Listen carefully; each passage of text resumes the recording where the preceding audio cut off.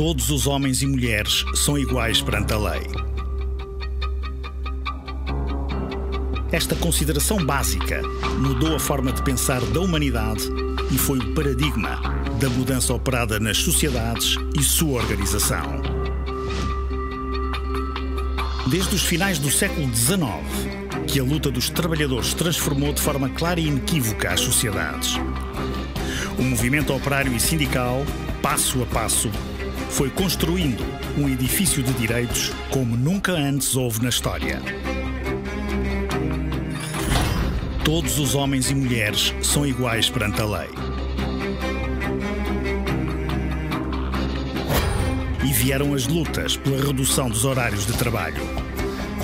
Todos os homens e mulheres têm direito ao descanso, ao lazer e ao tempo passado em família. Vieram as lutas pelas condições de trabalho. Todos os homens e mulheres têm direito a um trabalho em segurança, em condições dignas de higiene e respeito pela saúde. E vieram as lutas pelos salários. Todos os homens e mulheres têm direito a um salário correspondente ao valor do que produzem e lhes permita uma vida com dignidade.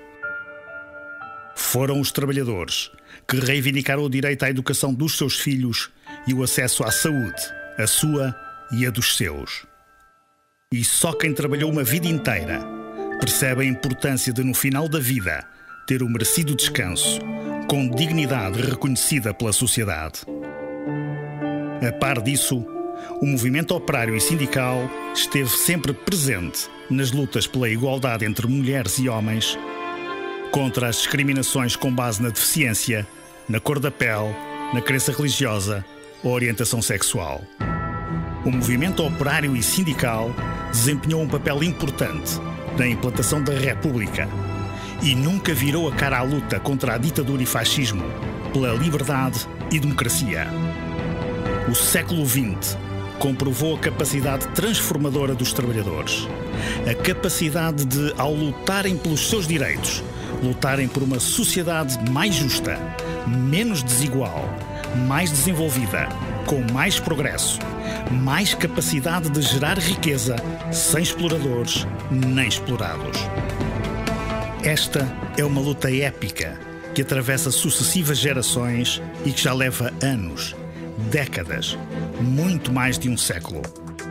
Foram muitos milhares os trabalhadores que sofreram na pele a repressão para que os vindouros tivessem os direitos que a si próprios eram negados. Houve gente que foi perseguida, presa e torturada. Houve quem ficasse sem trabalho por exigir uma vida melhor. Houve gente que foi morta por defender a justiça da liberdade e a justiça social. Gente solidária que acredita num mundo melhor e sabe que só agindo sobre a realidade do presente se altera para melhor o futuro. 1 de outubro de 1970, nasce a Intersindical Nacional, a herdeira da luta dos trabalhadores. Homens e mulheres que, em pleno fascismo, sonhavam a liberdade, que reivindicaram a redução dos horários de trabalho e a melhoria dos salários, e ganharam eleições sindicais, e formaram direções antifascistas, e apresentaram cadernos reivindicativos, e fizeram greves, apesar da presença das forças repressivas.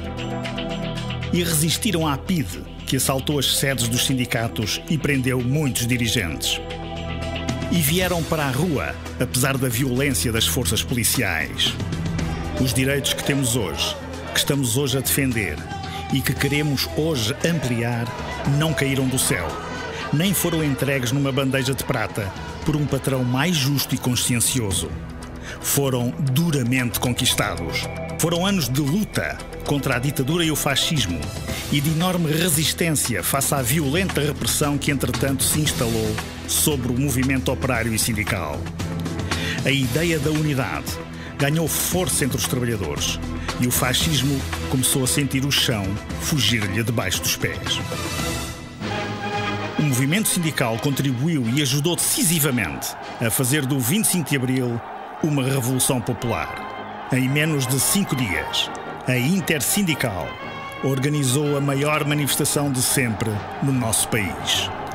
O mar de gente que veio à rua no 1º de maio, entretanto declarado feriado, retirou qualquer veleidade a quem eventualmente desejasse apenas uma mudança de cadeiras no poder. A partir daí, Portugal conheceu a mudança mais profunda e rápida de sempre na sua história. E o povo português conquistou direitos sociais e políticos que muitos, como sempre em todas as eras, consideravam impossíveis. O povo mexe-se e o impossível acontece. Nas ruas e nas empresas, os trabalhadores, sob a bandeira dos sindicatos da Intersindical, lutavam e conquistavam direitos laborais, sociais e políticos. Direitos básicos e primários, como o direito a férias com subsídio pago, o salário mínimo, o direito à greve, a proibição do despedimento sem justa causa, o direito à anuidade dos salários, ou seja, à negociação anual dos aumentos salariais, o 13º mês, a segurança social pública, solidária e universal e, mais tarde, o Serviço Nacional de Saúde, a escola pública e outros foram conquistados pela força da luta. A nacionalização de importantes e estratégicos setores económico-sociais ajudou a tirar o país do atraso em que se encontrava e levou direitos básicos a quem nunca antes deles beneficiara.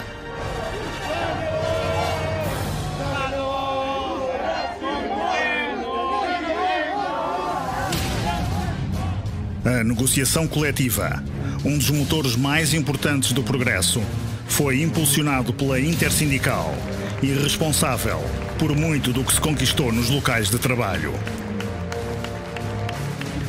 De então para cá, a Intersindical, já então designada de Confederação Geral dos Trabalhadores Portugueses, esteve na linha da frente na luta contra o trabalho infantil, pela redução dos horários de trabalho para um máximo de 40 horas semanais, sem prejuízo das 35 horas em muitos setores, pela higiene, segurança e saúde nos locais de trabalho e contra a sinistralidade laboral, que é um escândalo e uma vergonha nacional.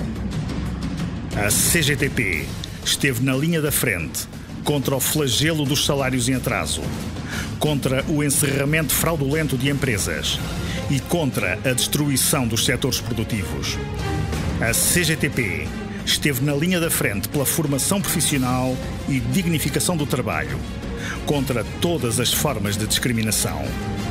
Alcançaram-se avanços igualmente importantes, tais como uma avançada legislação na área da igualdade entre mulheres e homens e na proteção da maternidade e paternidade.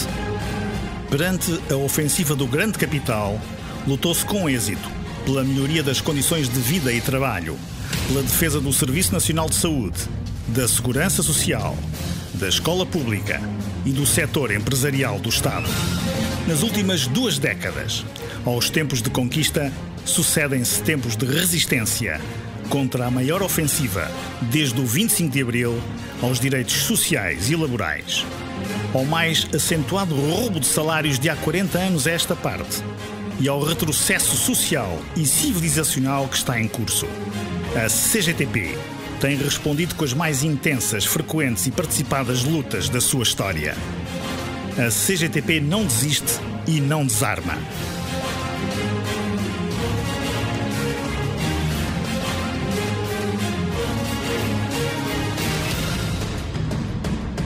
Ao longo da sua história, a CGTP fez 10 greves gerais, 4 das quais nos últimos 3 anos.